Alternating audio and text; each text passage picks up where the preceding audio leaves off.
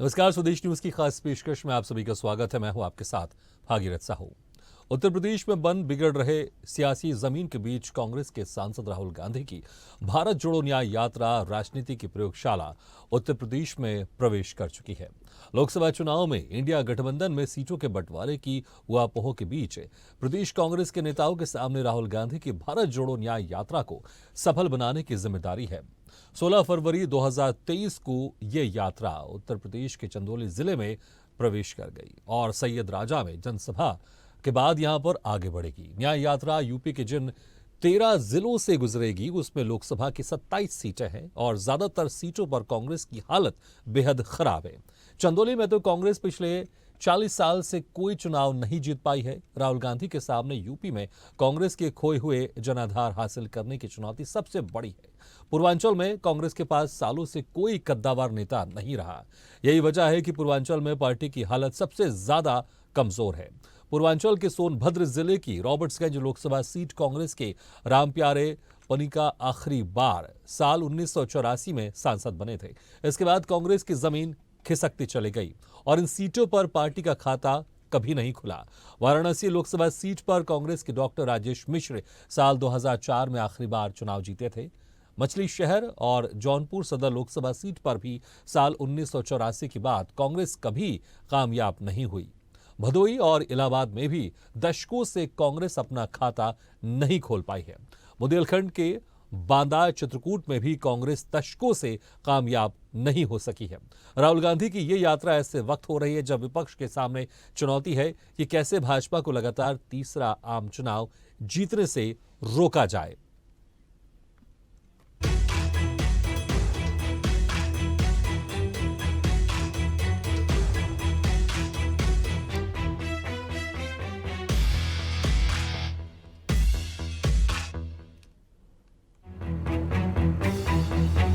राहुल गांधी की इस न्याय यात्रा के कई पहलू हैं। आमतौर पर विश्लेषण वोट के नजरिए से होता है। नतीजे क्या होंगे ये कहा नहीं जा सकता, लेकिन यूपी की राजनीति में खास किस्म की जड़ता पैदा हो गई है। वह टूटेगी ऐसा कांग्रेस की सोच है। हालांकि राजनीतिक दृष्टि से आजादी से पहले और उसके बाद भी चंदौली की जमीन वैचारिक संघर्षों की जमीन रही है। अंग्रेजों के खिलाफ भी चंदौली ने लड़ाइयाँ लड़ी है। तमाम शहादतें हुई। चंदौली समाजवादियों की बड़ी प्रयोगशाला रही है, जहां की राजनीति अब बाहुबलियों और जातियों के इर्द गिर्द घूम रही है। ऐसे में सैयद राजा में राहुल गांधी की सभा के कई मायने निकलेंगे। वह अल्पसंख्यकों को ये भरोसा दिलाने की कोशिश कर सकते हैं कि कांग्रेस उनके साथ खड़ी है। यदि राजनीति को जमीन पर समझे तो यूपी में राहुल गांधी की भारत जोड़ो न्याय यात्रा से कांग्रेस का वोट बैंक थोड़ा बढ़ सकता है, लेकिन बीजेपी के धार्मिक मुद्दों की काट उनके पास नहीं है। अयोध्या के राम मंदिर के प्राण प्रतिष्ठा के बाद बीजेपी ने जनमानस पर गहरा असर छोड़ा है। हिंदुत्व का एक ही काट, जातीय ध्रुवीकरण, जो कांग्रेस के पक्ष में नहीं दिख रहा है। हाल के दिनों में ज्ञानवापी का मुद्दा अब सुलगने लगा है। कोर्ट ने जब से व्यास तहखाने को खोलने का आदेश दिया है, तब से माहौल बदलता जा रहा है। तहखाने में दर्शनार्थियों की तादाद बढ़ गई है। पूर्व जिला जज डॉक्टर A.K. विश्वेश का बनारस में बड़े पैमाने पर स्वागत सम्मान हुआ। कई जगह दलील थी कि उन्होंने ज्ञानवापी का फैसला न्याय की तराजू पर दिया है।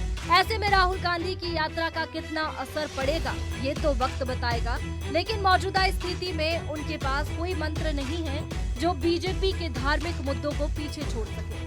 भारत जोड़ो न्याय यात्रा की सफलता इस दौरान उठाए गए मुद्दों पर निर्भर करेगी। ये देखना होगा कि वह कितने वजनदार तरीके से मुद्दों को उठाते हैं। पिछली मर्तबा भारत जोड़ो न्याय यात्रा में नफरत के बाजार में मोहब्बत की दुकान नारा लगाया गया था। इस नारे को राहुल काफी दिनों से प्रयोग कर रहे हैं। अब देखने की बात होगी कि राहुल की इस यात्रा को इंडिया के सहयोगी दलों का कितना समर्थन मिलेगा। यूपी में कांग्रेस बीजेपी की खामियां तो गिना देती है, लेकिन वह वैकल्पिक मॉडल नहीं दे पा रही है। प्रचार के मामले में वह बीजेपी का मुकाबला करने में सक्षम नहीं है। कांग्रेस और विपक्षी दलों को लगता है कि लोग जब मोदी सरकार से नाराज होंगे तो उनके पाले में आएंगे, लेकिन पिछले एक दशक से ऐसा नहीं हो पा रहा है। सियासत में जब तक विपक्ष सक्रिय नहीं होगा और अपने काम को लेकर जनता के बीच नहीं जाएगा, तब तक वोटर उनके पीछे नहीं आएंगे।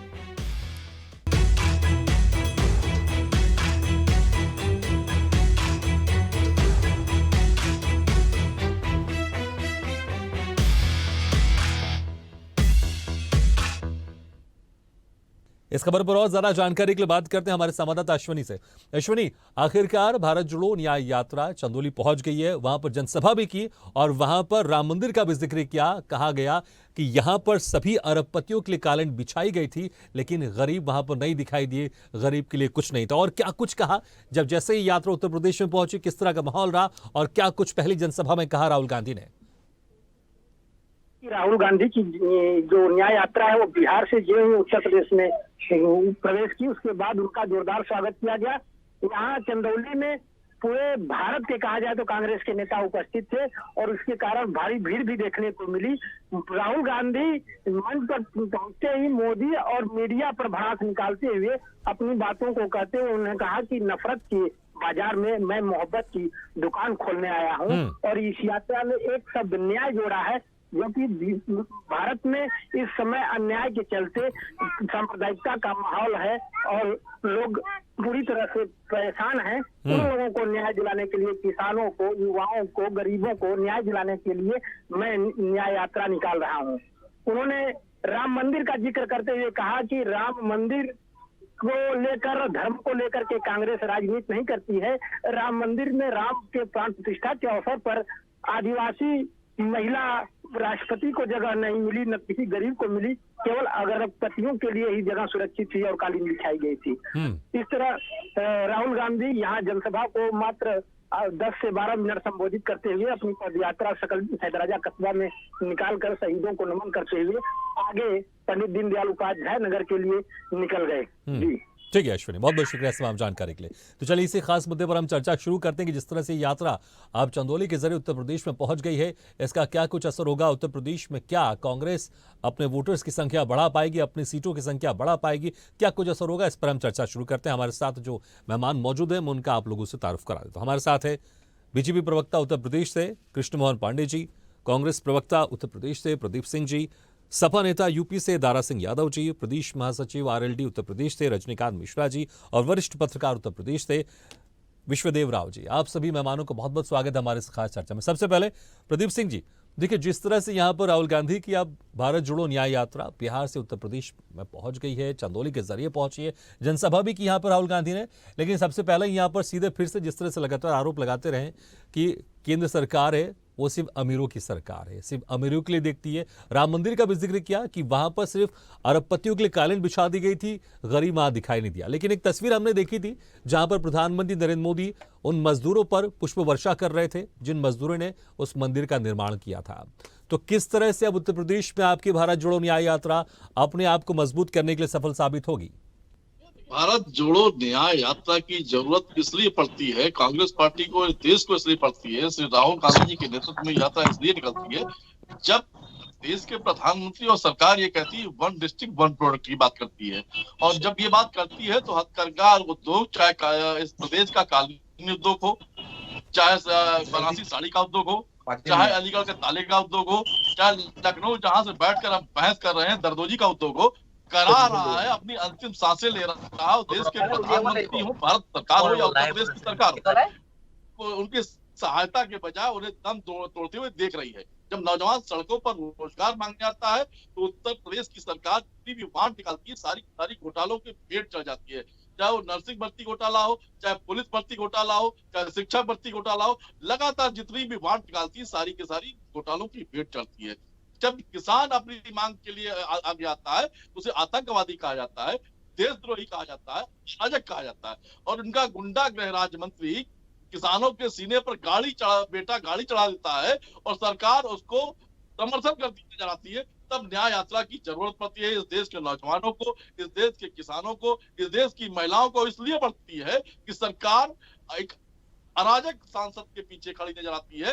जब देश का गौरव बढ़ाने के लिए खिलाड़ी अपनी मांग कर रहे होते, अपने न्याय की मांग कर रहे होते हैं, तो सरकार उस अराजक सांसद के पीछे खड़ी नजर आती है। तो निश्चित तौर पर ये जरूरत इसलिए पड़ती है कि ये सारी इन समस्याओं को लेकर कोई लड़ाई लड़ने की जरूरत है, जिसमें श्री राहुल गांधी जी लगातार ठीक है। लेकिन पहले भाषण में जैसे मैंने जिक्र किया आपसे, पहले भाषण में राहुल गांधी ने कहा कि राम मंदिर जब वहां पर उद्घाटन हो रहा था, प्राण प्रतिष्ठा हो रही थी, सिर्फ वहां पर अरबपतियों के लिए कालीन बिछी थी, कोई मजदूर नहीं दिखाई दिया, कोई गरीब नहीं दिखाई दिया। मैंने इसलिए आपको जिक्र किया, वो तस्वीर सबने देखी है, लाइव चलिए, जहां पर वो मजदूर थे जिन्होंने मंदिर का निर्माण किया था, उनके ऊपर पुष्प वर्षा भी की गई। लेकिन राहुल गांधी कह रहे हैं कि कोई मजदूर नहीं दिखाई दिया, कोई गरीब नहीं दिखाई दिया।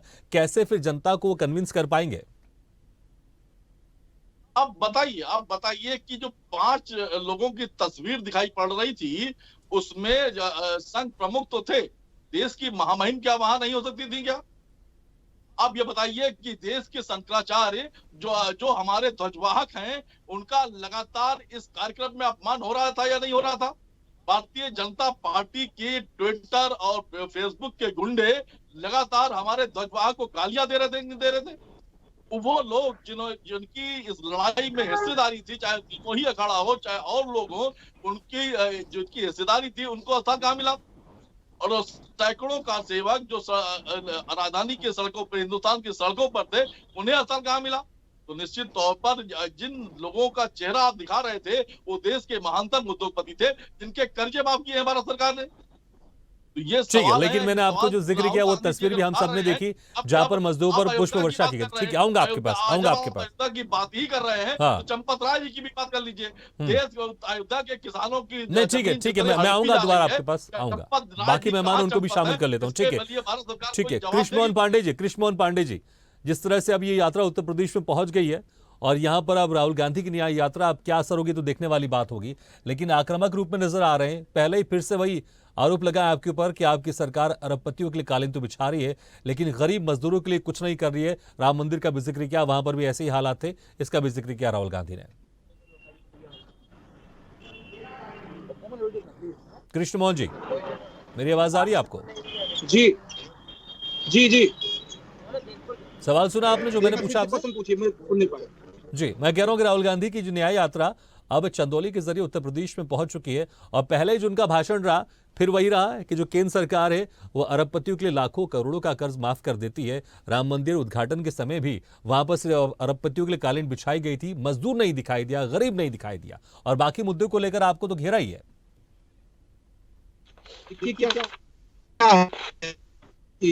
गांधी जी कांग्रेस के हैं और उनके मन में, देखिए, जिस व्यक्ति के मन मस्तिष्क में कुछ देखना ही नहीं चाहता हो, तो मुझे नहीं लगता है कि उसको ईश्वर भी दिखा पाएगा। आपने देखा कि राम मंदिर उद्घाटन में देश के यशस्वी प्रधानमंत्री जी किसी अन्य व्यक्ति से नहीं मिले, वो उन मजदूरों का अभिनंदन किया, उन मजदूरों का पूजन किया जिन्होंने एक लंबे कालखंड से राम मंदिर के निर्माण में लगे हुए थे। उनके साथ जाकर मिले, उनका पूजन किया, उनका अभिनंदन किया, उनके साथ भोजन किया। ये दर्शाता है कि देश के यशस्वी प्रधानमंत्री समाज के अंतिम पायदान पर खड़े व्यक्ति का, जो कि इस देश के निर्माता हैं, वो मजदूर हैं, वो किसान हैं, वो नौजवान हैं, निश्चित तौर पर उनके साथ जुड़ने का काम करते हैं। और देश का किसान, देश का मजदूर, देश का नौजवान, समाज का अंतिम पायदान पर खड़ा व्यक्ति इस बात को महसूस कर रहा है कि पहली बार आजाद भारत में यदि कोई हमारे लिए कार्य कर रहा है तो देश के यशस्वी प्रधानमंत्री नरेंद्र मोदी जी कर रहे हैं। यदि कोई उत्तर प्रदेश में कर रहा है तो योगी जी कर रहे हैं। समाज के अंतिम पायदान पर खड़े व्यक्ति को हमने एक बड़ी मात्रा में, जो जिनके पास आवास नहीं थे उनको आवास देने का काम किया, जिनके पास शौचालय नहीं थे उनको शौचालय देने का काम किया, जिनके पास अनाज नहीं थे। सुप्रीम कोर्ट ने बार बार कहा कि इस देश में भुखमरी बढ़ रही है 2014 से पहले, परंतु कांग्रेस के कान पर जू नहीं रेंगती थी। सुप्रीम कोर्ट ने 2010 में कहा, 12 में कहा, परंतु कांग्रेस उस पे ध्यान नहीं दी और एफिडेविट क्या लगाई कि हमारे पास देने की मंतव्यता तो है, परंतु कोई ऐसी वैकल्पिक व्यवस्था नहीं है। ये अनाज व्यवस्था या भुखमरी को दूर करने के चक्कर में भ्रष्टाचार के रेट चढ़ जाएगा। 2014 में भारतीय जनता पार्टी की सरकार बनती है और 2024 हो गया। हमने एक बड़ी जनसंख्या को अनाज दिया, मुफ्त राशन दिया, और आज स्थिति यह है कि देश से भुखमरी समाप्त हो गई। अब कोई अनाज से नहीं मरता है, अब कोई ऐसा व्यक्ति नहीं जिसके सर पे छत ना हो, यदि वो उसके लायक ठीक है। है। लेकिन उत्तर प्रदेश में यात्रा पहुंची है, यात्रा पहुंची उत्तर प्रदेश में कृष्ण मोहन जी, असर तो होगा। जब यात्रा में लाखों लोग जुड़ते हैं तो इसका चुनाव में असर तो होता ही है। जी बिल्कुल बिल्कुल असर होता है। और ये देश यात्राओं का देश रहा है, वो गांधी का दिन या कि गांधी जी की यात्रा रही हो। इस देश में मनोहर तो आप मान रहे हैं कि राहुल गांधी की भारत जोड़ो न्याय यात्रा का असर होगा और यहाँ पर कांग्रेस मजबूत होगी, आप मान रहे हैं इस बात को? मैं पुनः इस बात को कहता हूं कि आंदोलनों का उद्देश्य रहा है देश में, पर उस उद्देश्य क्या है वर्तमान में गांधी जी का? आप राहुल गांधी जी के देखेंगे यात्रा को झारखंड में गई थी, महज 100 से 200 लोग थे। अभी उत्तर प्रदेश में देखा आपने यात्रा। देखिए, इस देश की मंतव्यता को समझना होगा, यात्रा का उद्देश्य तय करना होगा। इस देश की जनसंख्या ने, इस देश की बड़े जनसंख्या ने समझ लिया है कि उनके भविष्य के साथ कोई तेजी से आगे बढ़ सकता है तो उत्तर प्रदेश के मुख्यमंत्री आदरणीय योगी आदित्यनाथ जी और देश के यशस्वी प्रधानमंत्री नरेंद्र मोदी जी। और इसका प्रतिफल यह है कि 14 से लेकर 24 तक लगातार देश की जनता भारतीय जनता पार्टी के साथ खड़ी है और ये महसूस कर रही है जनता कि 24 में भी यदि हम सशक्त सरकार देते हैं तो देश। ठीक है, लेकिन आप दूसरी तरफ ये भी मान रहे हैं कि यात्रा का असर तो होता है, देखना होगा इस यात्रा का असर कितना होगा। ठीक है, ठीक है, ठीक है। दारा सिंह जी, अखिलेश यादव भी इस यात्रा से जुड़ेंगे, ऐसी खबर है क्या? सीट शेयरिंग को लेकर जो अभी तक मामला फंसा हुआ है वो इस यात्रा के जरिए पूरा हो जाएगा, और जो पीडीए को लेकर रणनीति अपनाई आपने, उस पीडीए में ये यात्रा कितनी मजबूती के साथ आप लोग को सहयोग करेगी? समाजवादी पार्टी के माननीय राष्ट्रीय अध्यक्ष जी ने कह दिया है और उन्होंने उनका निमंत्रण भी स्वीकार कर लिया है और हम लोग भारत जोड़ो यात्रा में शामिल होंगे। और जो हमारी पीडीए यात्रा है, जो पीडीए पखवाड़ा चल रहा है, जो जन चौपाल चल रही है, उसके माध्यम से लोगों को बता रहे हैं कि भारतीय जनता पार्टी ने किस तरह से आपको मतलब बहकाने का काम किया, लूटने का काम किया और लोगों को ठगने का काम किया। आज अभी कोई एक जंगलेटर है भारतीय जनता पार्टी में, आजकल भारतीय जनता पार्टी में जंगलेटर बहुत अच्छे आ रहे हैं। स्टार्ट कर दो, धक धक धक धक चलते रहते हैं, सुनते नहीं क्या हो रहा क्या नहीं हो रहा।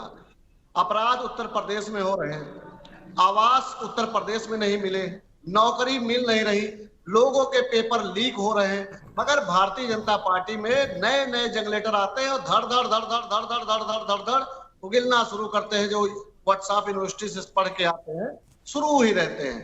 अरे उत्तर प्रदेश में अभी चुनाव के 2 महीने हैं, अगर इस 2 महीने में डबल इंजन की सरकार एक पेपर कोई शुद्ध करा देती, अभी बताइए लास्ट में फिर लीक करा दिया। अभी कल हमें तो लगता है पुलिस वाले भर्ती वाला जो शुरू होने वाला है वो भी लीक हो जाएंगे, क्योंकि देखो किसी को ये नौकरी देना नहीं, इनको जनता को गुमराह किया है, देश को लूट लिया है और ये कहते हैं कि हम काला धन लाएंगे। इन्होंने लुटेरों को पैसा दिया और विदेश भगा। ठीक है रजनीकांत मिश्रा जी, अगर कुछ दिनों पहले की अगर बात करूं, राहुल गांधी की भारत जोड़ो न्याय यात्रा अगर उत्तर प्रदेश में दाखिल होती तो मुझे लग रहा है अखिलेश यादव के साथ आप भी शामिल होते, क्योंकि आप भी उस वक्त कहीं ना कहीं सपा के साथ थे और इस गठबंधन में थे, लेकिन अब आप एनडीए में चले गए हैं। आप इस यात्रा को आप किस तरह से देखते हैं? अब आपको लगता है कि इस यात्रा के जरिए राहुल गांधी अपनी स्थिति मजबूत करने में कामयाब होंगे उत्तर प्रदेश में और कुछ जनाधार बढ़ा पाएगी कांग्रेस? देखिए, मैंने राहुल गांधी की यात्रा का जो उन्होंने पिछली यात्रा की थी, उन्होंने कहा था कि कोई राजनीतिक यात्रा नहीं है, समाज को जोड़ने के लिए यात्रा है। मैंने उनको पश्चिमी उत्तर प्रदेश में स्वागत भी किया था राहुल गांधी की यात्रा। कुछ परिवेश बदल गया। देखिए, राहुल गांधी जी को सबसे पहले जो इंडिया गठबंधन बना था, इसको इस यात्रा को पहले जोड़ना चाहिए था। पहले उन्होंने इसमें जो है वो की किसी को इग्नोर किया, किसी का कुछ हुआ, इस पे कोई चर्चा नहीं, कोई बात नहीं। सबसे ज्यादा संभालना इन्हीं को था, इंडिया गठबंधन को। और ये किस तरह से बिखरी इंडिया गठबंधन। चलिए, आज हम एनडीए के साथ जाने की बात कर दी, हमारी औपचारिक घोषणा भी होगी, हमारे विधायकों के साथ बैठक हो रही है। लेकिन मेरा कहने का मतलब यह है कि इस न्याय यात्रा से जरूरी तो यही था कि विपक्ष को सशक्त करना। हम भी इंडिया गठबंधन के हिस्सा थे। अभी बहुत चंद दिन हुए मुझे एनडीए के साथ खड़े होने में। तो कहीं ना कहीं पहले राहुल गांधी जी को इस पर काम करना चाहिए था। ममता जी ने कहा कि मुझे कोई सूचना ही नहीं। नीतीश कुमार का सम्मान नहीं हो पाया। उनके प्रवक्ता केसी त्यागी जी कहते हैं कि मैं कांग्रेस के काकस से निकल गया और मेरा गठबंधन तो अखिलेश जी के साथ था, कांग्रेस के साथ नहीं था। तो आप ये कह रहे हैं कि जो यात्रा जोड़ने के लिए निकाली जा रही है, इसमें जोड़ नहीं रहे बल्कि टूटते जा रहे हैं उनके सहयोगी भी।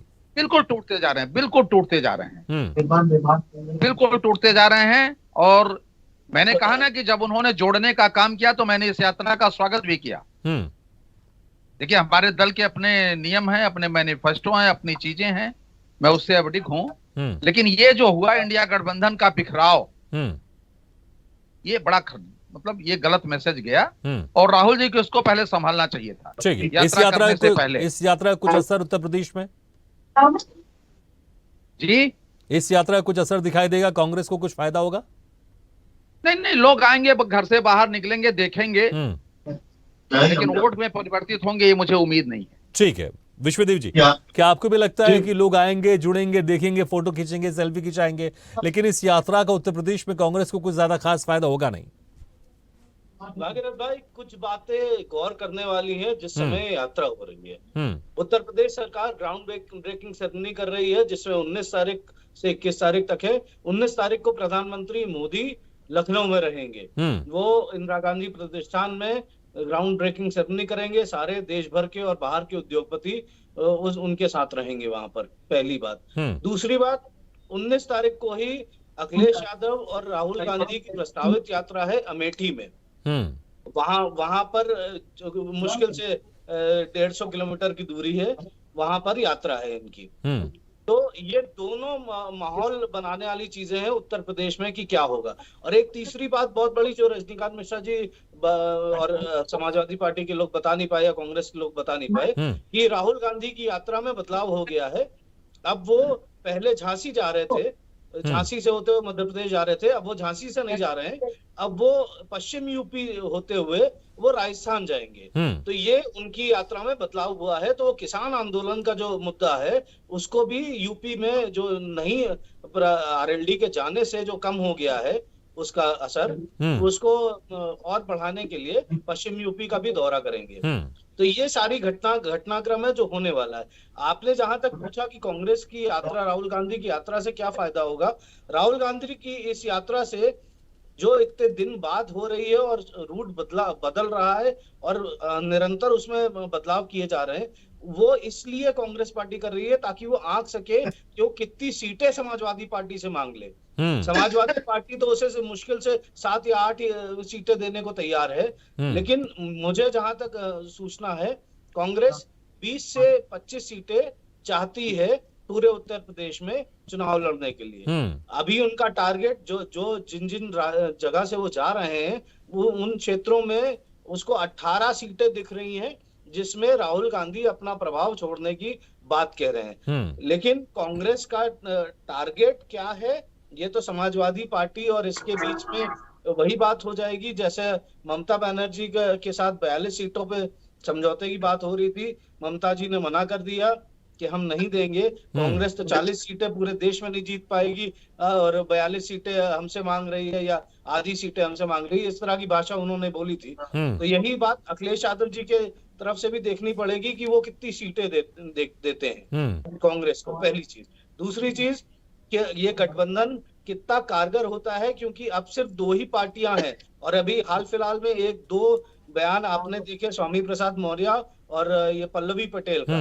पल्लवी पटेल भी कांग्रेस की यात्रा में शामिल होने के लिए आतुर है, राहुल गांधी से मिलने पहुंचने की कोशिश कर रही हैं। और ये बदलाव अगर होगा तो उनका आरोप और उनको लेने पे अखिलेश यादव जी क्या कहेंगे ये भी देखना पड़ेगा आने वाले समय में हम लोगों को। बिल्कुल वाकई देखना होगा। लेकिन जिस तरह से आपने खास बात कही कि इस यात्रा से ये मैं समझ सकता हूं कि कहीं ना कहीं लोकसभा चुनाव में कितना फायदा होगा ये तो बात की बात है, लेकिन कहीं ना कहीं एक शक्ति प्रदर्शन करने की भी कोशिश की जा रही है ताकि सीट शेयरिंग में कांग्रेस ज्यादा से ज्यादा सपा से सीट शेयरिंग हासिल कर सके। जी प्रदीप सिंह जी, क्या एक बड़ी वजह यह भी है कि यहां पर ज्यादा से ज्यादा आप शक्ति प्रदर्शन करके सपा से आप ज्यादा से ज्यादा सीट लेना चाहते हैं? क्योंकि जिस तरह से हमारे वरिष्ठ पत्रकार कह रहे थे कि 5 से 6 या 7 सीट बस देना चाहती सपा, लेकिन आप लोग मांग रहे हैं 20 से 25।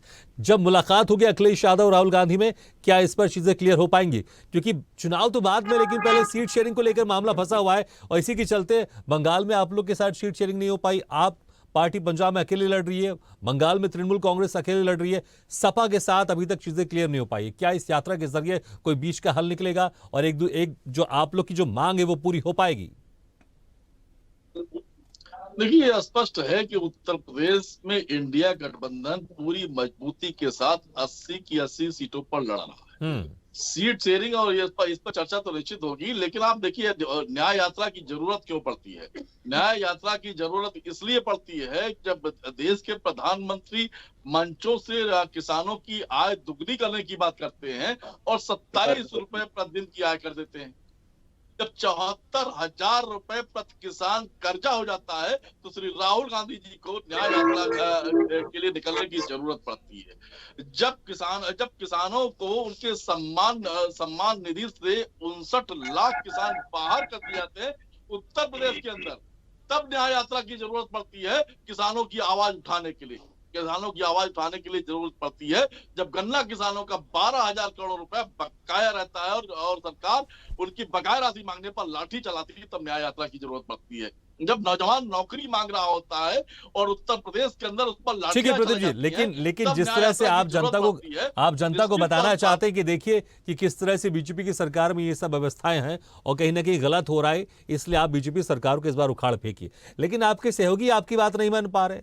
आरएलडी जो आपके साथ ही कुछ समय तक गठबंधन में साथ थी वो एनडीए में चली गई है, और अगर बात कर लें तृणमूल कांग्रेस, वो आपकी बात नहीं मान पाई, आप पार्टी का पंजाब में नहीं बना पाए, तो आप जनता को कैसे बनाएंगे सारी बात लेकर? आप खुद अपनी पार्टी के लोगों को नहीं बना पा रहे हैं, जो आपकी सहयोगी पार्टी उनको नहीं बना पा रहे हैं, क्योंकि देखिए पहले सीट शेयरिंग होगी, उसके बाद तभी तो इंडिया गठबंधन मजबूती के साथ सामने खड़ा होगा। नहीं, कुछ तो मजबूरियां रही होंगी, कोई यूं ही व्यवहार नहीं होता। आप निश्चित मान के चलिए कि चौधरी चरण सिंह जी हों या चौधरी अजीत सिंह जी हों, हम लोग, हमारे हृदय में उनके लिए सम्मान है। जब जयंत चौधरी जी पर एक दलित नौजवान जो घोड़ी पे चढ़कर अपनी शादी में जा रहा था, भारतीय जनता पार्टी के गुंडों ने उस पर लाठियां चलाई थी, उसके विरोध में जयंत चौधरी जी सड़क पहुंच रहे थे, सारा विपक्ष सड़क पहुंच रहा था और लाठियां हमने जयंत चौधरी जी, ठीक है, लेकिन बावजूद इसके एनडीए आरएलडी को अपने पाले में लाने में सफल हो गई। वही कह रहा हूं, क्या भारत जोड़ो ये न्याय यात्रा जो समस्या चल रही है आप लोग के एनडीए इंडिया गठबंधन में, उसको दूर कर पाएगी उत्तर प्रदेश में कम से कम, और सीट शेयरिंग प्रॉपर हो पाएगी, या फिर यहाँ पर ही मामला फंस जाएगा? हमें दर्द होता है जब अजीत सिंह जी से उनका पुराना आवाज छीन लिया जाता है भारतीय जनता पार्टी की सरकार। ठीक है, लेकिन मैं प्योर राजनीति की बात कर लूं, आप बनाने में कामयाब नहीं रहे, एनडीए ने बना लिया, उनका एनडीए के साथ चले गए, लेकिन सपा को आप बना पाएंगे सीट शेयरिंग को लेकर? इस तरह के अपमान का बदला जरूर लेगी। ठीक है, लेकिन संक्षेप में इस न्याय यात्रा के जरिए अखिलेश यादव के साथ मीटिंग में सीट शेयरिंग का रास्ता निकल पाएगा, क्योंकि लंबे समय से इस पर मामला फंसा हुआ है। सीट शेयरिंग के मामले में हमारे शीर्ष नेतृत्व तो लगातार बात कर रहे हैं और हमारी चीजें साफ और स्पष्ट है। यात्रा के बाद हम सीट शेयरिंग की घोषणा भी करेंगे। ठीक है, आप कह रहे हैं यात्रा के बाद। ठीक है, कृष्ण मोहन जी, आपको लग रहा है कि जिस तरह से यहाँ पर कांग्रेस भारत जोड़ो न्याय यात्रा उत्तर प्रदेश में लेकर गई है, यहाँ पर शक्ति प्रदर्शन भी है ताकि सीट शेयरिंग में एक बड़ा हाथ ले सके? क्या एनडीए गठबंधन ने अपने सीट शेयरिंग की घोषणा कर दी क्या? ठीक है, ये जवाब भी दे देंगे कृष्ण मोहन जी, ये जवाब भी दीजिएगा आप। कृष्ण मोहन जी, आपको मेरी आवाज आ रही है? कृष्ण मोहन जी, आप मुझे सुन पा रहे हैं? चलिए, लगता है हमारी आवाज उन तक नहीं पहुंच पा रही है। दारा सिंह जी, देखिए यहां पर जिस तरह से अगर हम देखें, विधानसभा चुनाव से पहले आप लोग ये मांग कर रहे थे कहीं ना कहीं सीट शेयरिंग को लेकर बात हो जाए, और विधानसभा चुनाव में भी आप लोग चाह रहे थे, जो अभी कुछ 2-3 महीने पहले विधानसभा चुनाव हुए, कि वहां पर भी इंडिया गठबंधन साथ में उतरे। इसको लेकर अखिलेश यादव की नाराजगी देखने को भी मिली थी। उन्होंने कहा था भाई हमें नहीं पता था कि विधानसभा चुनाव के लिए नहीं है, अब जब लोकसभा चुनाव की बारी आएगी तो अब कहीं ना कहीं फिर हम देखेंगे हमको कितनी सीट देनी है। लेकिन अब जिस तरह से भारत जोड़ो न्याय यात्रा का प्रवेश हो गया है, जितनी मजबूती के साथ यहां पर लोग जुड़ेंगे, जितनी मजबूती के साथ ये भारत जोड़ो न्याय यात्रा आगे बढ़ेगी और लोग जुड़ते जाएंगे, कहीं ना कहीं कांग्रेस सीट शेयरिंग को लेकर अपना हाथ और मजबूत करना चाहेगी, आपसे और ज्यादा से ज्यादा सीटें मांगना चाहेगी। देखिए, माननीय श्री अखिलेश यादव जी का दिल बहुत बड़ा है। सबसे गठबंधन किया, गठबंधन करके देख भी लिया गया कि कौन कितने वोटे लाए, कौन कितने सीटें लाए। मुझे लगता है माननीय श्री अखिलेश जी ने जो कहा था कि जितनी सीटों पर लोकसभा को लेकर, उस पर एक बड़ा दिल रखते हुए मान लेना चाहिए, क्योंकि देखिए इस समय सीटों का लड़ाई नहीं है, इस समय है संविधान बचाने का वक्त, देश बचाने का वक्त। आरएसएस भारतीय जनता पार्टी देश को बर्बाद कर चुकी है, खोखला कर चुकी है, और अगर इस समय किसी को बड़ा दिल दिखाना है तो देश बचाने में दिखाना चाहिए। अब किसके साथ कितनी पब्लिक है, किसके साथ कितना है, ये हम 2017 लेकिन अगर से समर्थन देखते अच्छा चले आ खासा रहे हैं। मिलेगा उत्तर प्रदेश में राहुल गांधी की यात्रा को, तब तो आपको दोबारा और सोचना पड़ेगा ना। नहीं, देखिए माननीय राष्ट्रीय अध्यक्ष जी और जो राहुल जी में जो बात होगी वो आप सबके सामने होगी, खुलकर होगी। ये तो है ना कि छोरी छुपी हो जाएगी, ठीक है। अब इस पे अभी से हम कुछ बोले या वो कुछ बोले तो ये गलत है। राष्ट्रीय नेतृत्व जो फैसला लेगा, लेकिन ये यात्रा देश का चुनाव असर है। सीट शेयरिंग में पड़ेगा या फिर जो पहले से डिसाइड करके रखा है आपने उसी के हिसाब से चीजें सीट शेयरिंग होगी? अब जो मैंने बताया ना कि राष्ट्रीय नेतृत्व सोचेगा। अभी तो बात चल रही है, देखिए वो अपना वर्चस्व दिखा रहे हैं, हम अपना वर्चस्व दिखा रहे हैं, ठीक है। जब टाइम आएगा और सबसे पहले, ठीक है, लेकिन मुझे लगता है ये लाइन आपने बहुत अच्छी कही आपने कि आप दोनों अपना अपना वर्चस्व दिखा रहे हैं और जो इसमें ज्यादा आगे होगा वो सीट शेयरिंग में ज्यादा सीटें लेके जाएगा। ये आपने एक अच्छी बात बोल दी आपने। आप ही चलाना, सबसे पहले आपको ही सूचना दी जाएगी ताकि आप चलाएं और भारतीय जनता पार्टी के जो जनरेटर प्रवक्ता है उनको भी बताना कि कितनी सीटें दी जा रही है कांग्रेस को। ठीक है, लेकिन बड़ा सवाल है सीट शेयरिंग क्या वाकई हो पाएगी या फिर बंगाल में जिस तरह से मामला फंसा, पंजाब में फंसा, कहीं यहाँ पर भी नहीं फंसा, क्योंकि आप कह रहे हैं आपने वर्चस्व की बात कर दी। ठीक है, रजनीकांत मिश्रा जी, क्या वाकई ये न्याय यात्रा है, उत्तर प्रदेश में वर्चस्व की लड़ाई है सपा और कांग्रेस के बीच में कि जितना ज्यादा समर्थन मिलेगा, जितना ज्यादा ये यात्रा सफल होगी उत्तर प्रदेश में, उतनी ज्यादा सीटों की मांग कर सकती है कांग्रेस? रजनीकांत जी। कांग्रेस सीटों की मांग करेंगी ही। आवाज जा रही है? जी जी, आ रही है आपकी आवाज। तो कांग्रेस तो सीटों की मांग करेगी ही, लेकिन यात्रा में भीड़, मैंने आपसे पहले भी कहा, कुछ लोग सेल्फी लेते हैं, कुछ लोग वीडियो खिंचाते हैं, पीछे चलते हैं। पीछे भी यात्राएं हुई थी। और देखिए, मैं पिछले चुनाव 2022 का हमारे नेता और अखिलेश जी एक साथ थे।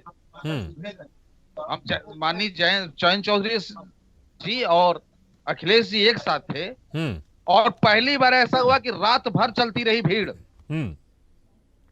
लेकिन वो सीटों में नहीं तब्दील हम लोग भी नहीं कर पाए थे। नहीं, ठीक है, देखिए चुनाव में रिजल्ट क्या होगा ये अलग बात है, चुनाव में रिजल्ट क्या होगा अलग बात है, लेकिन सीट शेयरिंग में तो इसका असर जरूर होगा ना।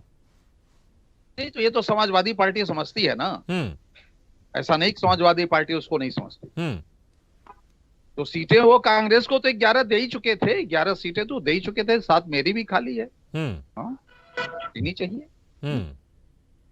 देनी चाहिए। ठीक है, ठीक है। विश्वदेव जी, देखिए यहाँ पर वर्चस्व की बात कर रहे थे दारा सिंह जी, देखिए वर्चस्व को लेकर यहाँ पर जरूर बातचीत होगी क्योंकि सीट शेयरिंग को लेकर इस न्याय यात्रा के हिसाब से चीजें तो जरूर दिखाई देंगे, लेकिन फोकस यहाँ पर कांग्रेस का क्या रहने वाला है इस न्याय यात्रा के जरिए? क्योंकि कांग्रेस अगर देखिए यहाँ पर इतनी मजबूत नहीं है, बहुत बहुत बहुत यहाँ पर कमजोर है, सिर्फ 1 सीट है लोकसभा की। यहाँ पर फोकस क्या होगा? क्योंकि राहुल गांधी के अभी हमने देखा राम मंदिर का जिक्र किया, फिर वही अरबपति और गरीबों की बात की, मजदूरों की बात की, और जबकि बीजेपी के नेता ने कहा कि वो तस्वीर मोदी वहां पर सिर्फ मजदूरों से मुलाकात की उन्होंने और उनके ऊपर पुष्प वर्षा भी की। तो जब एक तरफ इस तरह की बातें करते हैं और फिर वहीं सत्ता पक्ष बीजेपी अगर इस काट में इस तरह की बातें करती है तो जनता में क्या मैसेज जाएगा? किस तरह से उत्तर प्रदेश में पकड़ मजबूत करेंगे, किन मुद्दों के साथ?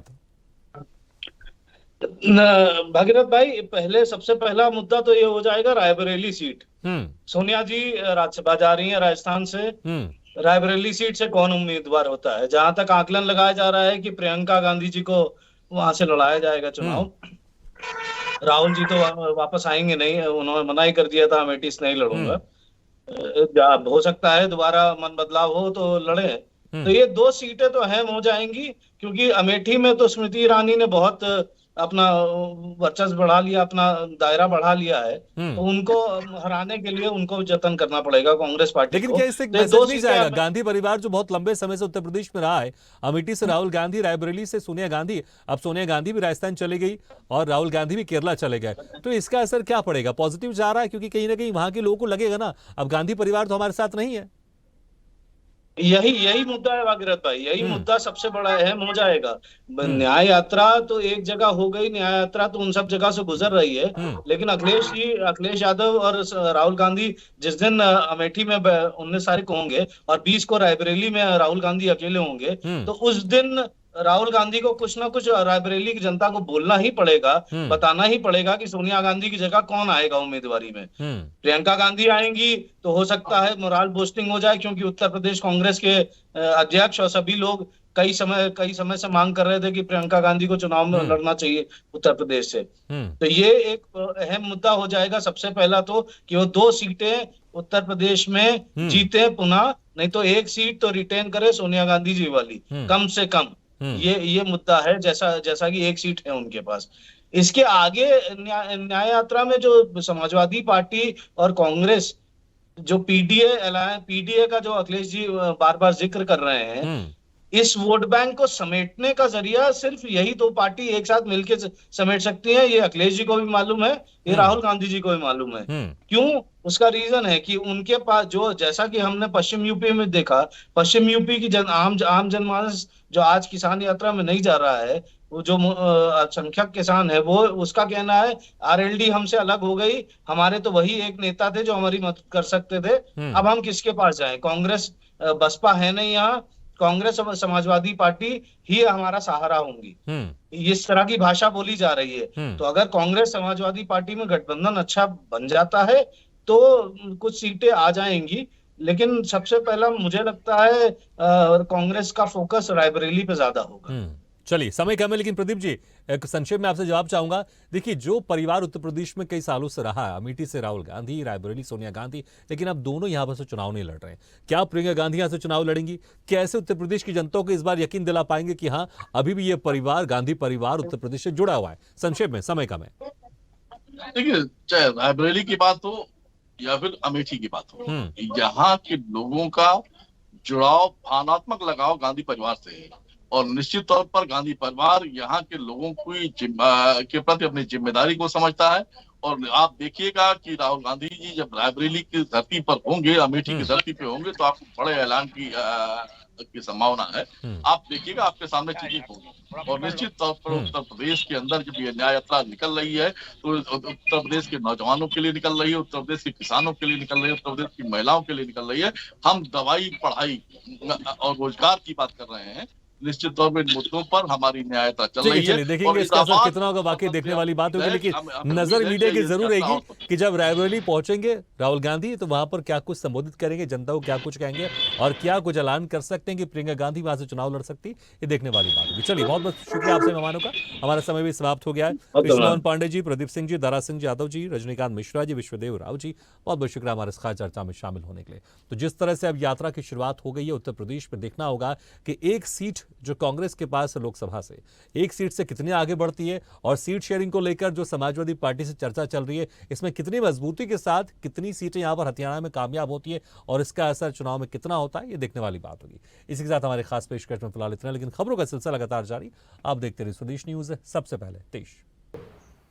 ऐसे वीडियो के लिए लाइक करें, शेयर करें, फॉलो करें और यूट्यूब पर जाकर सब्सक्राइब करें और बेल आइकन को दबाना ना भूलें। और ताजा तरीन अपडेट के लिए स्वदेशलाइव.com पर जरूर जाएं।